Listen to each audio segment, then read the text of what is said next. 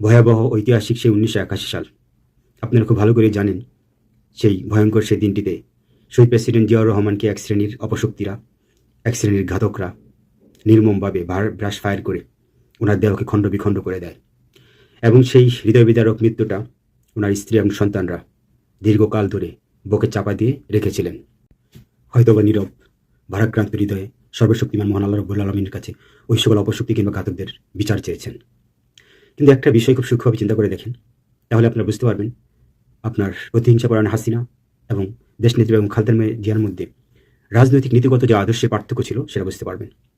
দেশনেত্রী এবং খালেদা জিয়া আমরা খুব ভালো করে জানি তিনবারের একজন সফল প্রধানমন্ত্রী ছিলেন, অর্থাৎ তিনবার উনি ক্ষমতা স্বাদ পেয়েছেন।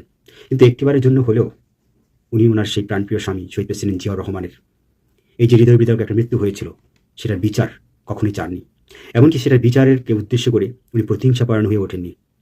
উনি খুব সূক্ষ্মভাবে চিন্তা করে দেখলেন যে আজকে যদি এই বিচার কার্য নিয়ে উনি একের পর এক কালক্ষেপণ করে সময় নষ্ট করতে থাকে তাহলে দেশের কী অবস্থা হবে, দেশের উন্নয়নের কী অবস্থা হবে। এর জন্য ওনার সেই স্বামীর বিচার শুধুমাত্র সর্বশক্তিমান মহান আল্লাহ রাব্বুল আলামিনের কাছে দিয়েছিলেন। কিন্তু প্রতিহিংসাপরায়ণ হয়ে সেই মৃত্যুকে উদ্দেশ্য করে বিন্দু পরিমাণ উনি দেশের উন্নয়নের ক্ষেত্রে বাধাগ্রস্ত হোক বা প্রতিবন্ধকতার সৃষ্টি হোক বা সময়ের কালক্ষেপণ হোক সেটা উনি কখনই করেননি। উনি চিন্তা করেছেন যদি সেই পন্থাকে অবলম্বন করেন তাহলে দেশের কোনো উন্নয়ন হবে না, বরঞ্চ প্রতিহিংসা বাড়তে থাকবে। তাই তিনি সেই নোংরা রাজনীতি থেকে উনি সম্পূর্ণ নিজেকে সংযত করেছিলেন। আর হাসিনার ক্ষেত্রে দেখুন 2008 সালে ক্ষমতা আসার পরপরই উনি ওনার সপরিবারের হত্যার জন্য প্রায় উন্মাদ হয়ে উঠেছিলেন এবং বিচার কার্যের জন্য উনি প্রতিহিংসাপরায়ণ হয়ে উঠেছিলেন। ওই সকল ব্যক্তিদেরকে খুঁজে খুঁজে বের করে তারপরে তাদেরকে ফাঁসির কাজে ঝুলিয়েছিলেন। তারপরে দেখুন আপনার যুদ্ধ অপরাধী কিংবা মানবতা বিরোধীর নামে জামাতের শীর্ষ নেতাগুলোকে একের পর এক ফাঁসি রায় কার্যকর করে তাদেরকে ধ্বংস করে দিয়েছেন। ওটা ছিল মূলত ওনার মূল উদ্দেশ্য ছিল উনি জামাতকে ধ্বংস করতে পারলে উনি আজীবন এই ক্ষমতাকে কুক্ষিগত করে নিজের আয়ত্তে রাখতে পারবেন। এটাই ছিল হাসিনার মূল উদ্দেশ্য। তারপরে দেখুন উনি ওনার অবস্থানটাকে আরও শক্তিশালী করার জন্য উনি আরও আপনার হত্যাযজ্ঞের জন্য উন্মাদ হয়ে উঠল। তখন টার্গেট করলো যে বাংলাদেশের সেই যারা বাংলাদেশের বীরত্বের অধিকারী সেই 57 জন চৌকস সেনাবাহিনী পিলখানার হত্যাকাণ্ডের ঘটনাটা সবাই জানেন, তাদেরকে নিঃশেষ করে দিল, যাতে করে হাসিনার অপকর্ম বা হাসিনার যে অপশক্তির রাজনীতি কিংবা পুরো দেশটাকে নিজের কুক্ষিগত করে রাখার যে পরিকল্পনা, নীল নকশা বলেন বা ঘৃণ্য চিন্তাধারা বলেন, যেটি বলেন না কেন, সেটাকে যেন প্রতিহত কেউ না করতে পারে, সেটা যেন সফলভাবে বাস্তবায়ন করতে পারে, সেটার জন্য এই পিলখানা সে গণহত্যা করলেন উনি। তারপরে দেখলেন যে সবচেয়ে বেশি প্রতিবাদী হয়ে উঠল আপনার ইসলামী গোষ্ঠীগুলো। তখন চিন্তা করলো যে নিজের ক্ষমতাকে আরও কুক্ষিগত করে রাখার জন্য তাদেরকে ধ্বংস করা যায় কীভাবে। তারপর আপনারা সেই ঐতিহাসিক শাপলা চত্বরের সেই গণহত্যার ব্যাপারটা আপনারা ভালো করে জানেন। তারপর ছাত্র জনতা এই হাসিনাকে উৎখাত করার জন্য একের পর এক আন্দোলন সংগ্রাম করে যাচ্ছিল। আপনি খুব ভালো করে জানেন কোটা বিরোধী আন্দোলনের 2018 সালে যে ছাত্রছাত্রীদের উপর, সাধারণ ছাত্রছাত্রীদের উপর কী পরিমাণ অন্যায় অত্যাচার আর নির্যাতনের স্টেমগুলো চালানো হয়েছিল ছাত্রলীগের সেই তাণ্ডব বাহিনী দ্বারা। আপনার হয়তো অনেকে ভুলে গিয়েছেন যে আপনার জিগাতলা সেই পার্টি সেন্টার, সেখানে আপনার ছাত্রলীগেরা প্রায় 90 পাক হানাদারদের ভূমিকা পালন করেছিল। আমার অগণিত সাধারণ শিক্ষার্থী ভাই বোনদেরকে সেখানে আটক করে রাখা হয়েছিল, মেয়েদেরকে অপমান অপদস্থ লাঞ্ছিত করেছিল, তাদেরকে প্রায় অর্ধলঙ্গ করে দিয়েছিল, অর্থাৎ 90 পাক হানাদারদের ভূমিকা পালন করেছিল। তারপর আপনার যখন সেই ছাত্র আন্দোলন আরও তীব্র থেকে আরও তীব্রতর হতে লাগলো, তারপরে 2024 সালের ঘটনা আপনারা খুব ভালো করে জানেন। সেই 2024 সালের ছাত্র জনতার পাশাপাশি অত্যন্ত সাধারণ জনতা ও সর্বস্তরের মানুষ যখন রাজপথে নেমে এসেছিল, তখন তাদের উপর আবার সেই গণহত্যার আবার সেই চক্রান্ত হাসিনা শুরু হয়ে গেল। তারপরে গুম খুন হত্যা এমনকি আয়নাগরের কাহিনী সব কিছু আপনারা খুব ভালো করে জানেন। এবং 2024 সালের 5ই আগস্টের আগে কী পরিমাণ গণহত্যা করেছিল তাও আপনারা প্রায় জানেন। প্রায় 1450 ছাত্রছাত্রীকে হত্যা করা হয়েছিল। সেখানে সাধারণ মানুষও জড়িত ছিল এবং অন্যান্য দলের নেতাকর্মীরাও ছিল। তো এই হচ্ছে হাসিনা এবং খালেদা জিয়ার রাজনীতির মধ্যে পার্থক্য। হাসিনাকে আপনারা দেখেছেন সুদীর্ঘ 16 বছর পুরো দেশটাকে নিজের কুক্ষিগত করে রেখেছে, তারপরে সে শান্তি পায়নি। উনি একটা তাবিজ বিক্রি করে বেড়াতো, সবসময় ফেরি করে বেড়াতো, সেটা কি ওনার স্বজন হারার বেদনা। স্বজন হারানোর বেদনা হাইয়ে, স্বজন হারানো যে বেদনা, আমি ছাড়া বেশি বেদনা। অর্থাৎ এত হত্যার পরেও, এত প্রতিশোধের পরেও উনি যখন যেখানে যেতেন মানুষকে ব্ল্যাকমেল করার জন্য, ব্রেন ওয়াশ করার জন্য ওনার সেই স্বজন হারার যে বেদনা, সে গল্প উনি বলে যেতেন। তো মানুষ একটা সময় খুব তিক্ত হয়ে গিয়েছিল যে এই গল্প আর কতবার শুনবো, এবং এই গল্পকে কেন্দ্র করে তো কম মানুষকে শেষ করা হয়নি, তারপরও কেন ওনার আত্মার তৃপ্তি হচ্ছে না। প্রকৃতপক্ষে উনি একজন সাইকো কিলার খুনি, অর্থাৎ উনি একজন রক্তপিপাসু নারী, উনি রক্ত না লাগলে হয়তো ওনার ভালো লাগে না।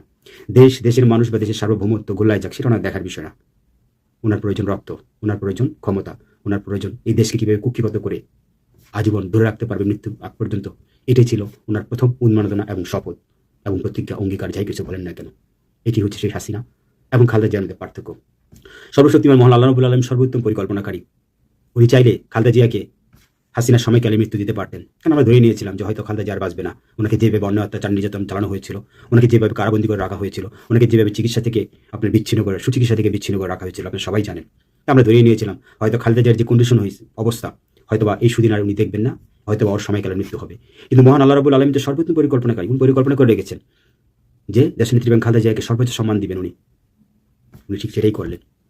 মিরাকেল হলো চমৎকার একটি ঘটনা। দেখেন, যে প্রফেসর ডক্টর মোহাম্মদ ইউনূস স্যারকে খালেদা জিয়া সর্বোচ্চ সম্মান দিয়েছিলেন, উনি যখন নোবেল পেয়েছেন ওনাকে স্বাগত জানিয়েছিলেন, সেই প্রফেসর ডক্টর মোহাম্মদ ইউনূস স্যারের সময়কালেই ওনার মৃত্যু হয়েছে।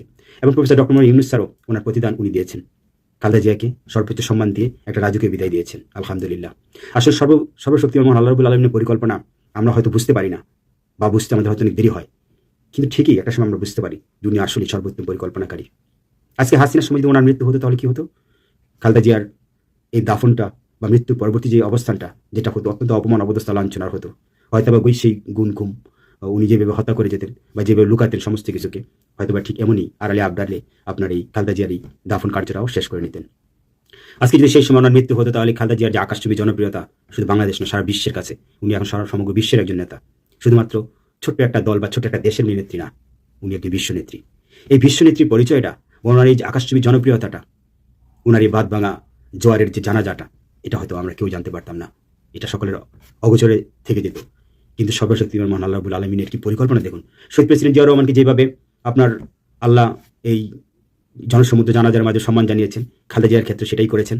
আশা করি জনতা তারেক রহমান সাহেবও ওনার পিতা এবং মাতার যে রাজনৈতিক আদর্শ সেটাকে অনুসরণ করে ঠিক উনিও এমন একটা মৃত্যুর স্বাদ মহান আল্লাহ রাব্বুল আলামিনের কাছে কামনা করবেন।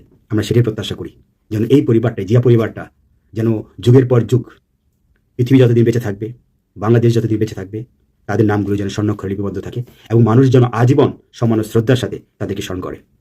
সম্প্রতি তারেক রহমানের একটা দৃশ্য দেখে আমার খুবই ভালো লেগেছে, যে ওনাকে কিছু ব্যক্তিরা ওনাকে পাঁচে সালাম করতে যাচ্ছিল, উনি চেহারা বিকট কালো করে ওনাদেরকে প্রত্যাখ্যান করেছিল। এটাই হচ্ছে রাজনীতি। চারুকারিতে রাজনীতি করতে দেওয়া যাবে না, যেটা হাসিনা করতো।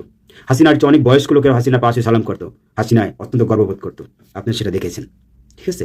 কিন্তু জনতা তারেক রহমান সেটাকে প্রশ্রয় দেয়নি, কারণ উনি বুঝতে পেরেছেন এই সুদীর্ঘকাল ধরে রাজনীতি কি, রাজনীতি নিয়ে যথেষ্ট রিসার্চ করেছেন, ওনার প্রত্যেকটা পদক্ষেপ আপনারা সেটা উপলব্ধি করতে পারবেন। সুতরাং সর্বোপরি এটি বলবো আমি, বাংলাদেশ জাতীয়তাবাদী দল বিএনপির কাছে এই মুহূর্তে এই দেশটা নিরাপদ, এবং জনতা তারেক রহমানই পারবে এই দেশের প্রকৃত হাল ধরতে, এই দেশকে উন্নয়ন করতে, এই দেশের যে কাঙ্ক্ষিত যে স্বপ্নগুলো সাধারণ মানুষের সেটা বাস্তবায়ন করতে। আসুন আমরা সবাই মিলে ওনাকে সহযোগিতা করি, বাংলাদেশ জাতীয়তাবাদী দলকে, বিএনপিকে জয়যুক্ত করি এবং তারেক রহমানকে সেই দেশ গড়ার সুযোগ করে দিই। সকলকে ধন্যবাদ। আসসালামু আলাইকুম রহমতুল্লাহি ওয়া বারাকাতুহু।